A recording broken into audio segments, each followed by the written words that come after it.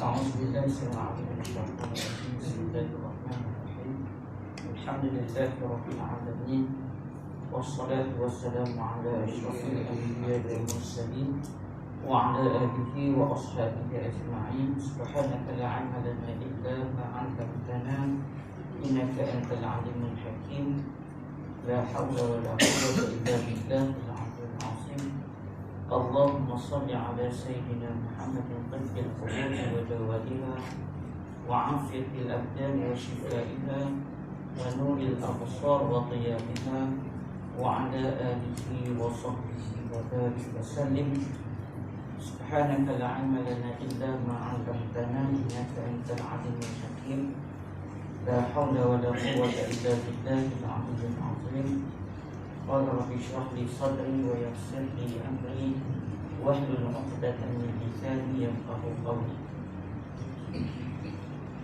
InsyaAllah tuan-tuan yang dirahmati Allah, kita sambung sedikit tazkirah atau bacaan kita ni dalam penawar bagi hati.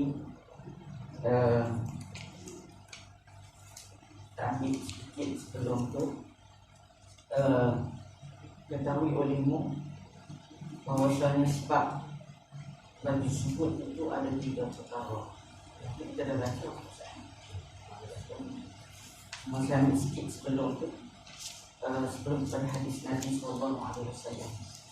Qala ma'alif rahimahullah wa nafa'ana fi 'ulumi al-fiqh yang ada. Pada yang lepas kita dah tengok tentang sebab bagi sujud itu ada 3. Kenapa? Bagaimana nak melahirkan sifat ataupun sujud pada Allah SWT. Yang pertama, takut akan api neraka, dan iaitu sujud sekalian yang takut. Maksudnya yang pertama sekali nak melahirkan asal sujud itu ialah imbang atau takut dengan neraka Allah Subhanahu wa taala. Itu yang pertama. Seulang balik apa? Yang kedua, gemar pada nikmat akhirat. Nak melahirkan sifat zuhud itu, kita rasa seronok dengan akhirat.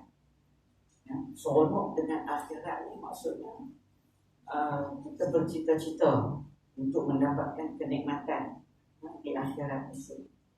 Yang ni semua kita mestilah ada harapan ataupun cita-cita untuk mendapatkan rahmat dan nikmat Allah.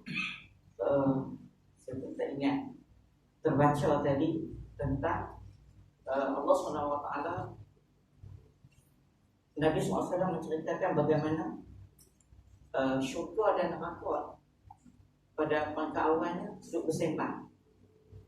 Syurga dan neraka duduk bersembang. Neraka tanya syurga, siapa yang nak masuk dekat kamu? Siapa yang nak pergi dekat kamu? Maka syurga kata orang yang baik, orang yang melakukan amal yang soleh, orang yang macam tu akan mai kat aku. Lepas tu aku kata, kalau macam tu aku orang yang maksiat, orang yang ingkar perintah Allah, orang ni akan masuk dekat aku. Kemudian Allah Ta'ala jawab balik bahawa, wahai makhluk aku, syurga dan neraka, sesungguhnya yang akan masuk dekat kamu ni adalah orang yang aku yang tentukan. Jadi maknanya Allah yang tentukan sama ada kita ni nak pergi ke mana. Tapi dalam masa yang sama, walaupun Allah tentukan bagi kita kena ada cita-cita untuk masuk ke dalam syurga Allah dan hindar daripada neraka Allah Subhanahu wa taala. Dan sebab itu yang kedua, orang yang zuhud ini dia gemar akan nikmat akhirat lebih tinggi daripada nikmat dunia. Kemudian yang ketiganya ialah yang ketiga iaitu yang lebih tinggi lagi, bahawa adalah sebab bagi zuhud itu membesarkan diri daripada berpaling kepada yang lain daripada Allah Ta'ala. Yang ketiganya, yang zuhud ni ialah mengelak daripada diri kita. Ada perkara-perkara yang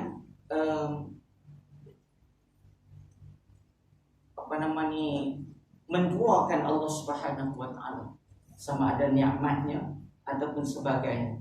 Maksudnya kita hindar diri kita daripada melakukan perkara yang syirik, sama ada syirik khafi ataupun syirik jali, syirik yang nyata ataupun syirik yang tersembunyi. Elak daripada benda tu, dan itulah yang lebih tinggi, kerana membesarkan hati, membersihkan hati daripadanya dan menghinakan akan barang yang lain daripada Allah Ta'ala.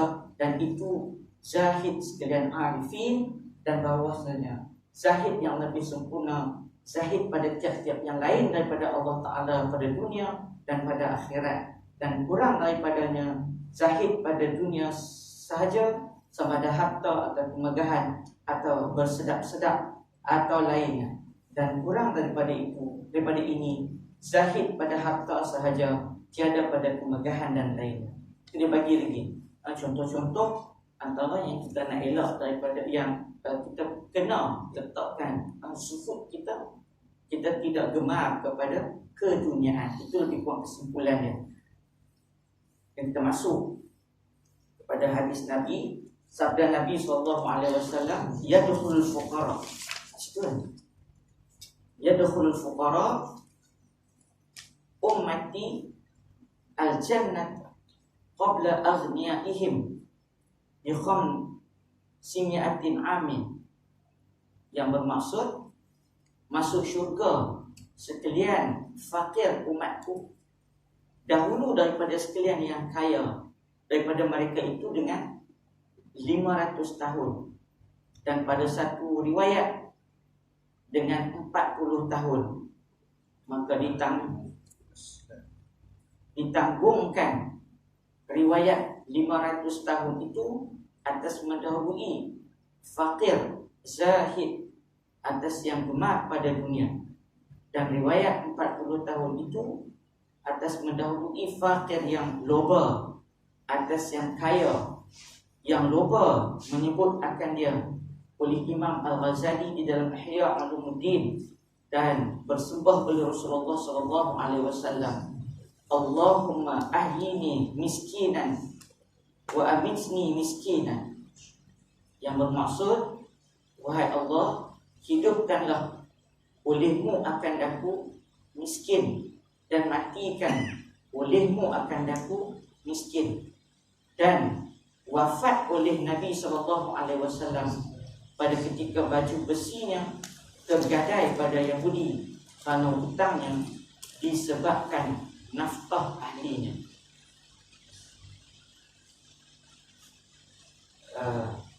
Daripada apa yang kita tengok di sini, hadis ataupun apa yang kita faham daripada Nabi SAW sebut bahawa dalam hadis yang diriwayatkan oleh At-Tirmizi, yaitu yadkhulul fuqara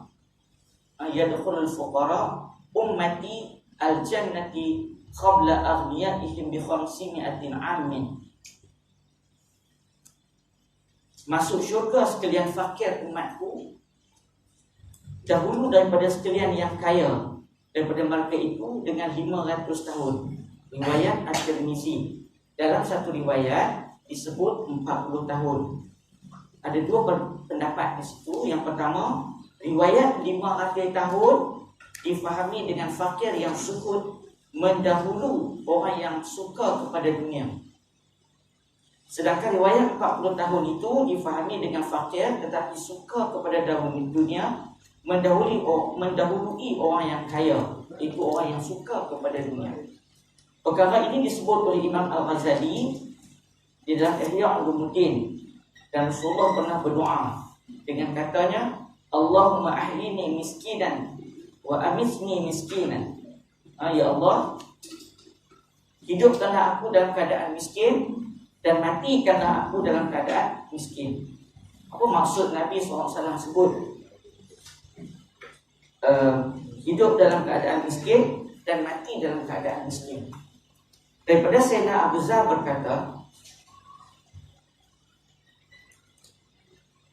amarani khalili bisab'in wa amarani bihubbil masakin wadunumi minhum wa amarani an anzura ila man huwa duni wa la anzura ila man huwa fawqi wa amarani an asila rahima wa in adbarat wa amarani an la as'ala ahadan syai'an wa amarani an aqula bil haqq wa in kana murran wa amarani an la akhafu fillahi lawmata laimin wa amarani an uksira min qawli la hawla wa la quwwata illa billah fa inna kunna min kanzin tahta al-'arsy. Maksudnya kekasihku, yakni Rasulullah SAW, menyuruhku melakukan 7 perkara. Abu Zar sebut. Abu Zar, kita pun sedia maklum bagaimana kisah Abu Zar pun sebelum dia masuk Islam memang sedia maklum dia ni kepala penyamun, memang kahat, orang yang cukup terkenal dengan ganas dia. Tapi bila dia masuk Islam, dia berubah 360 darjah. Disebut tentang bagaimana yang disebut Nabi SAW berdoa, Allahumma ahyini miskinan wa amisni miskinan. Abu Zar kata Rasulullah menyuruhku melakukan 7 perkara. Rasulullah pesan dekat Abu Zar 7 benda.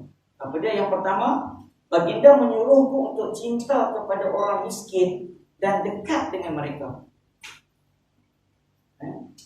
Rasulullah kata, baginda dekat Abu Zar, kasihkan orang miskin. Kasihkan orang miskin. Tentang kasihkan orang miskin ni juga kita tengok ayat dalam surah Abasa wa tawalla an ja'ahul a'ma. Ayat tu kita tengok bagaimana Allah Ta'ala menegur Rasulullah ketika mana Nabi tengah bermujadalah dengan golongan pembesar-pembesar daripada orang Badui. Kemudian Nabi SAW tak pandang pun apabila seorang buta Abdullah bin Abi Maktum mari jumpa Nabi, dia nak bertanya tentang Islam. Tapi Nabi tak jawab tu. Nabi tengah deal dengan pembesar-pembesar dengan harapan kalau pembesar dia masuk Islam, maka ramai lagi yang akan masuk Islam. Jadi Allah Ta'ala tegur dengan ayat Abasa wa tawalla an ja'ahul a'ma wa ma yudrika la'allahu yazakka. Lepas tu baru Rasulullah sedar kesilapan itu dan bertemu balik dengan Abdullah bin Abi Maktum yang buta tadi dan menjelaskan tentang Islam. Sebab itu Nabi SAW pesan kepada Abu Zar, yang pertama, cinta kepada orang miskin dan dekat dengan mereka. Kita tengok kalau lebih baik kita dekat dengan orang miskin daripada dekat dengan orang kaya. Yang kedua, Nabi SAW suruh baginda menyuruhku untuk melihat orang yang berada di bawahku dan tidak melihat kepada orang yang berada di atasku. Maksudnya kalau kita nak lahirkan rasa tawadhu dan rasa syukur, kita kena tengok bawah. Tengok bawah. Jangan kita tengok belah atas menyebabkan kita rasa tak puas hati. Kita rasa tak puas hati, pasal apa dapat kat dia aku tak dapat. Pasal apa dia boleh aku tak boleh. Pasal apa dia tu. Macam-macam keadaan. Bila kita tengok sebelah atas kita akan rasa tak puas hati. Sedangkan kalau kita perhati bawah, sebelah bawah kita, insya-Allah akan melahirkan rasa tawaduk kita dan syukur kita kepada Allah. Kita yang boleh berjalan ni, alhamdulillah. Kita tengok mungkin ada jiran kita, sahabat kita yang lumpuh tak boleh nak berjalan. Alhamdulillah. Kemudian yang hak lumpuh tu pun jangan tengok hak yang boleh berjalan. Tengok alhamdulillah dia masih hidup. Masih lagi boleh berzikir kan, menyebut nama Allah.